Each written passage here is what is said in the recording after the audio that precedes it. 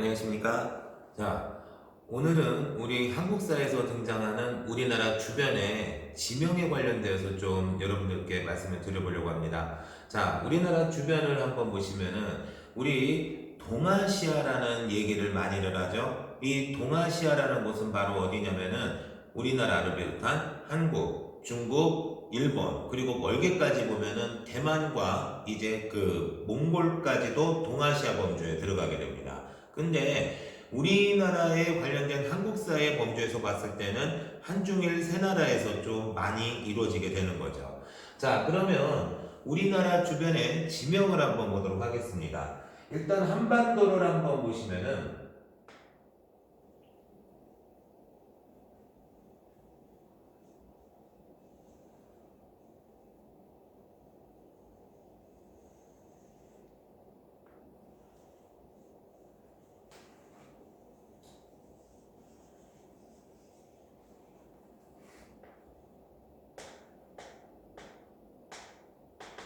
뭐 그렇게 이쪽 섬에 대해서는 그리고 싶지는 않지만 여기를 한번 보시면은 여기가 이제 일본이죠.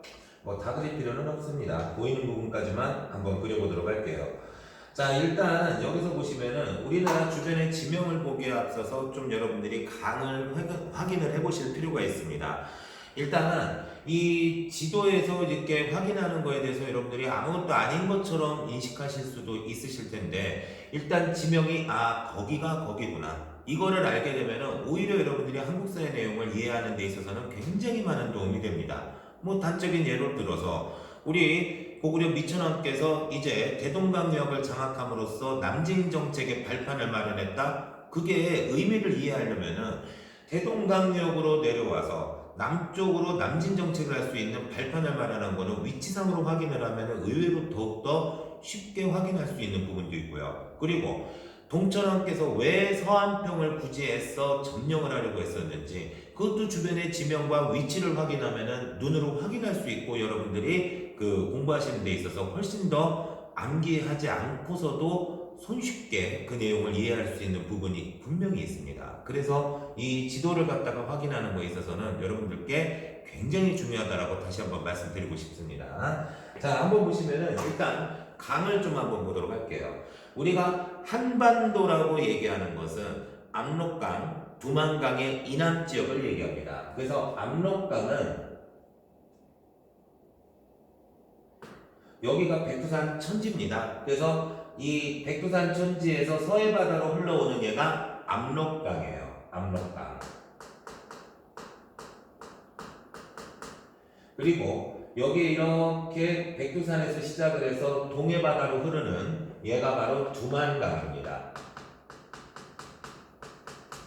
그리고 우리 한반도에 있는 강, 뭐 다 보실 필요는 없어요. 한국사에 등장하는 강만 여러분들께 이제 설명을 드릴 건데, 그거는 우리가 여기다가 좀 한반도를 이따가 큼지막하게 그래서 좀 더 설명을 드리도록 하겠습니다. 일단 대륙 쪽에 있는 우리 한국과 중국 쪽의 이 동아시아 일대의 주요 강을 한번 보시면, 여기에 있는 강이 이게 우리가 육지로 중국을 건너가기 위해서는 반드시 지나가야 되는 강이죠. 그래서 여기를 중국에서는 랴오허강,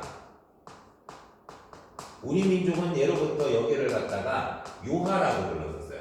요하. 그렇게 보시면 되고요. 그리고 여기에 보시면은 지금 현재 중국과 러시아의 국경이 되는 바로 호수인데, 뭐 이름까지 굳이 아실 필요는 없습니다만 이 호수의 이름이 싱카이호예요. 싱카이호. 그래서 이 싱카이호에서부터 이렇게 흘러가는 강이 있어요. 여기는 조금 이따가 설명드리고요.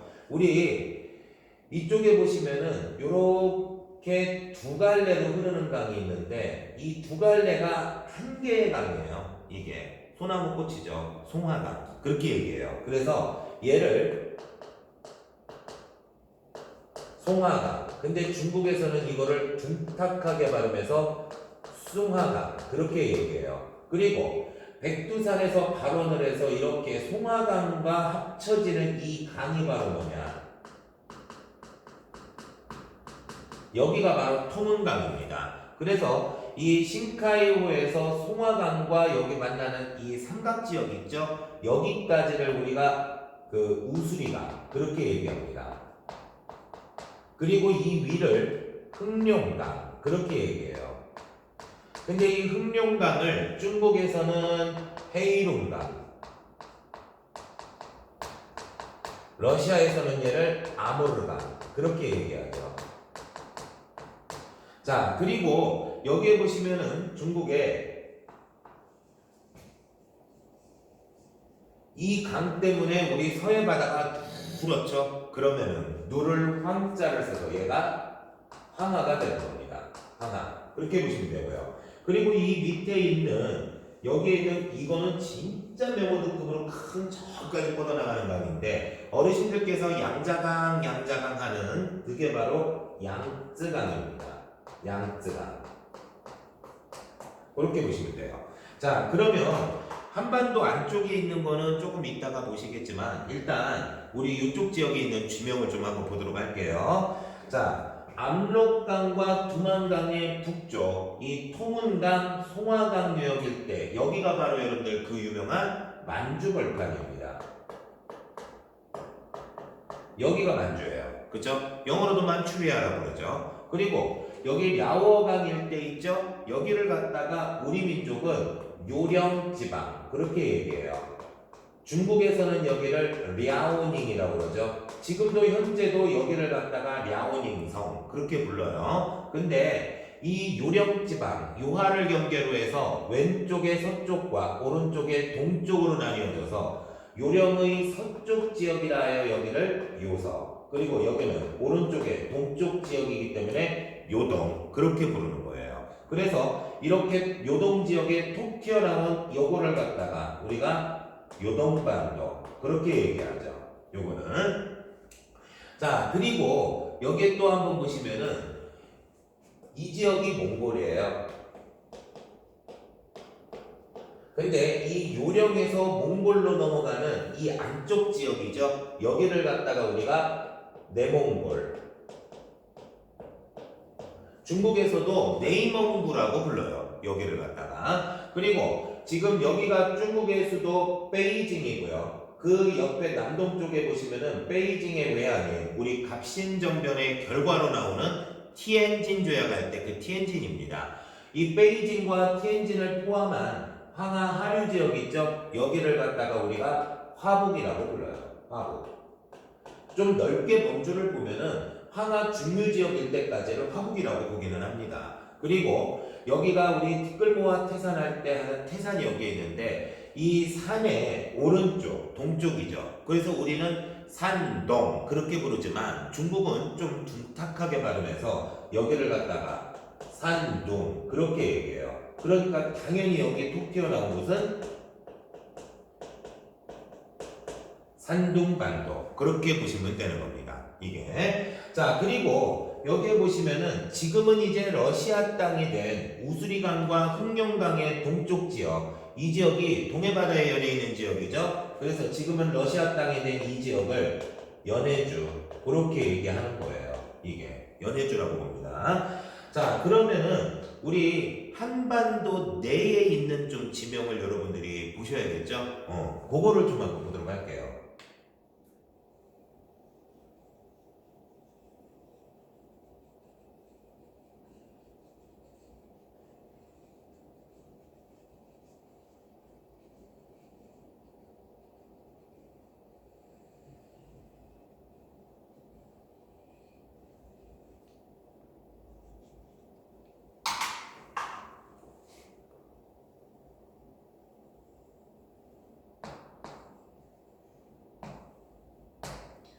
자, 우리 한반도를 한번 보시면은 얘가 압록강이죠.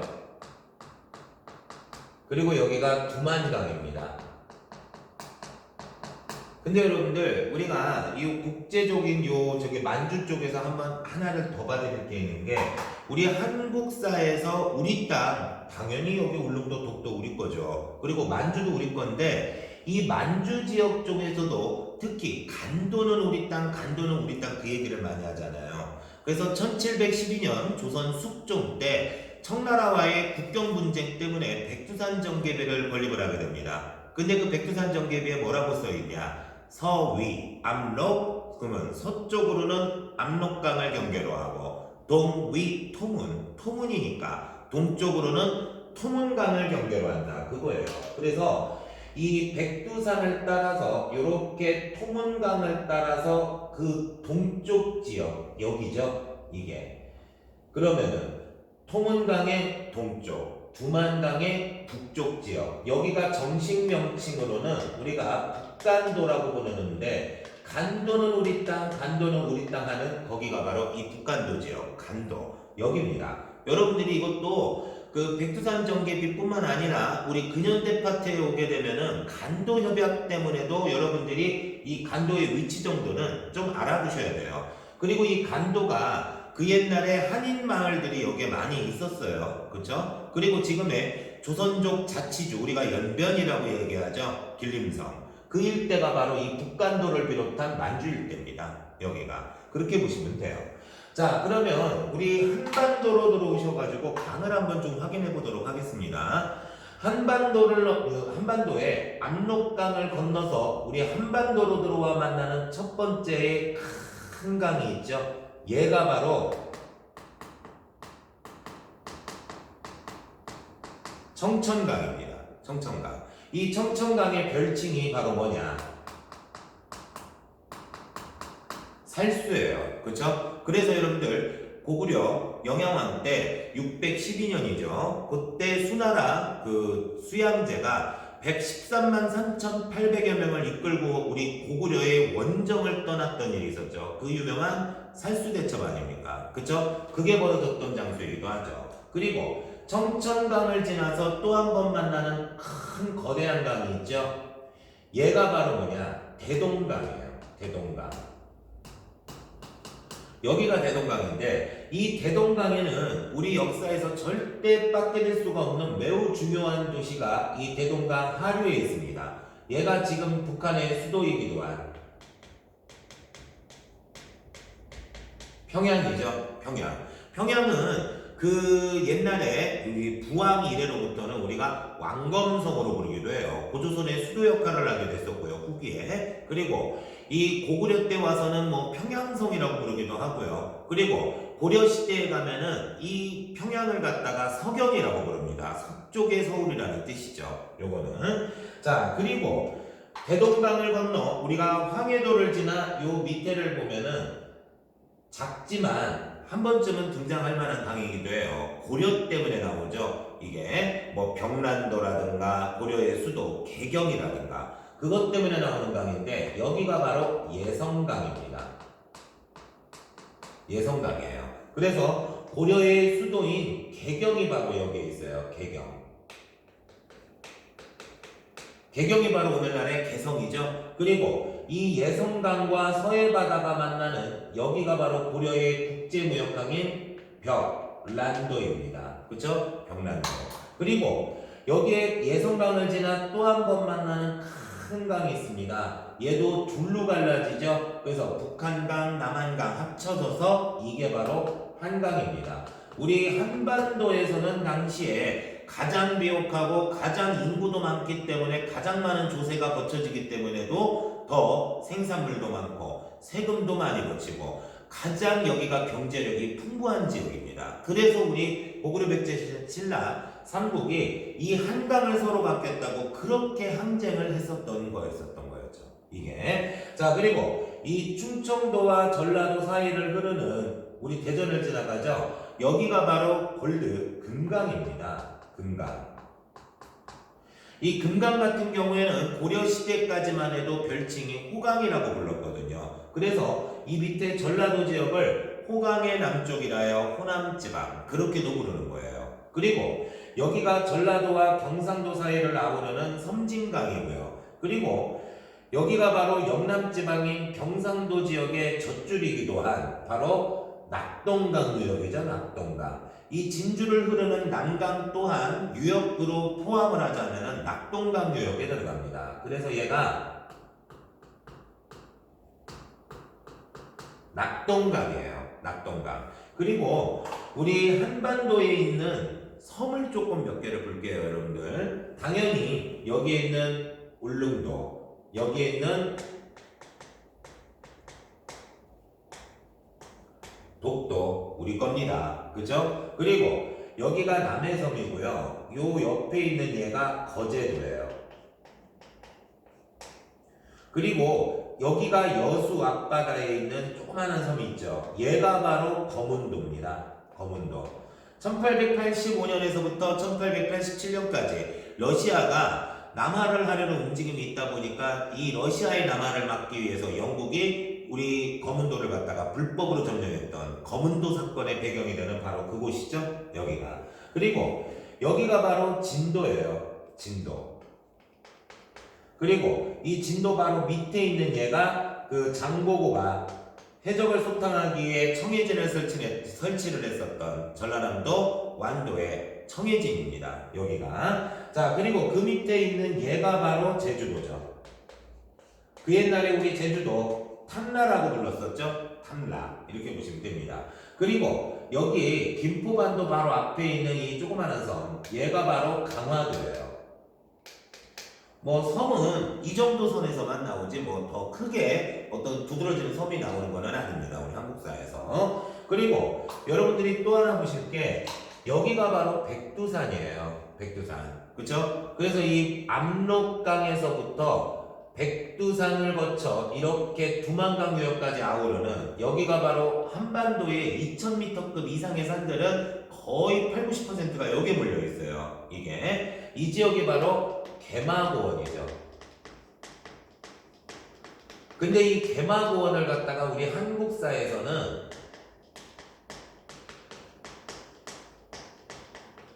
부전고원 그렇게도 불러요. 왜 그러냐면 여기 압록강의 지류인 허천강, 부전강, 장진강이 흐르거든요. 근데 이 부전강을 대표로 해가지고 개마고원을 부전고원 그렇게도 불러요. 그리고 개마고원의 바로 남쪽에 이 동해안을 따라 좁고 긴 해안평야가 있어요.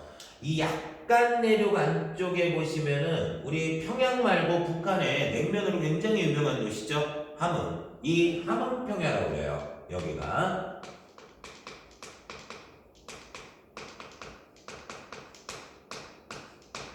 이 함흥평야가 신라 진흥왕이 일시적으로 진출했던 적도 있고요. 고려시대에 가면은 이 함흥평야에다가 동북구섬을 축조하기도 하고 굉장히 그 종종 잊을만하면 등장하는 지명이 바로 함흥평야입니다. 여기가. 그리고 여기 있는 도시가 바로 여러분들 원산이에요. 원산. 근데 이 원산 앞바다에 동해바다가 쭉 들어온 데가 있죠. 여기를 갖다가 우리가 뭐라고 그러냐? 원산만 그렇게 얘기하는 거예요. 그래서 신라가 삼국을 통일한 게 대동강에서 원산만의 이남지역만 통일했던 겁니다. 안타깝죠. 그 방한했던 고구려 영토를 다 가까워지를 못했었으니까요. 자, 그리고 여러분들이 여기서 보시면은 낙동강과 남한강 사이에 지금의 충청북도와 경상북도 경계에 있는 여기 문경세제 쪽이죠. 여기에 있는 이게 바로 죽령입니다. 죽령.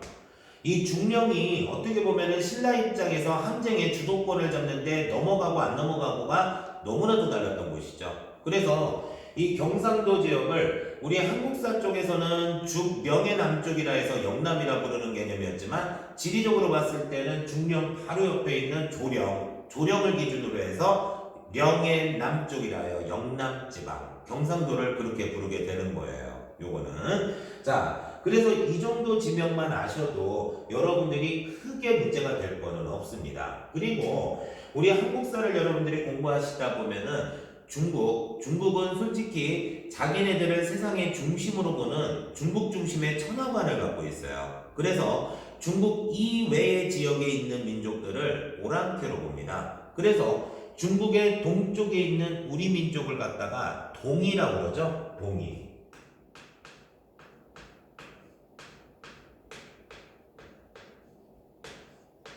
이게 오랑캐 이자예요. 여러분들 이 안에 들어가 있는 이거 무슨 글자입니까? 활궁이죠. 얼마나 활을 잘 쓰면은 이름 속에 이런 게 들어가 있겠습니까? 그러니까 올림픽에서 양궁에 렌즈를 깨는 나라입니다.